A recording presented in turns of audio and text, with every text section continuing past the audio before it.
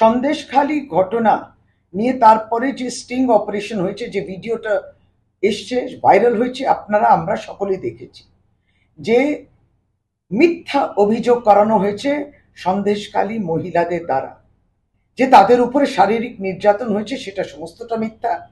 এবং ধর্ষণ তো দূরের কথা, যখন এই মহিলারা সন্দেশখালী পৌঁছচ্ছেন এবং থানাতে বলছেন যে আমরা এই মিথ্যা অভিযোগটা প্রত্যাহার করতে চাইছি, তখন সেই মহিলাদের প্রাণের হুমকি দিচ্ছে কে এবং কারা? ভারতীয় জনতা পার্টি, যারা এই ষড়যন্ত্র রচনা করেছেন, মহিলাদেরকে দিয়ে জোর করে কাগজে সই করিয়েছেন, জোর করে একজন মহিলাকে দিয়ে তাদেরকে পাঠিয়েছেন থানাতে এই মিথ্যা অভিযোগ করার জন্য। সবটাই তো বিজেপি করেছে।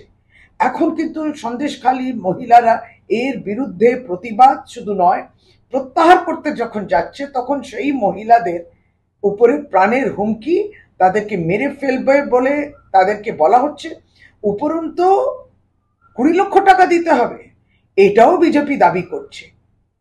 আমাদের জাতীয় সাধারণ সম্পাদক অভিষেক বন্দ্যোপাধ্যায় বলেছেন যে একটি বিশাল ষড়যন্ত্র যেটা বাংলায় করছে বিজেপি, এই একটা বিস্ফোরক বিষয়।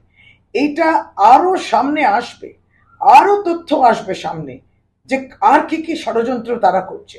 এবং বাংলা বিরোধী বিজেপি যারা মহিলাদের সম্মান সম্ভ্রম নিয়ে যেভাবে তারা এই খেলেছেন, এটা অত্যন্ত নিন্দনীয়।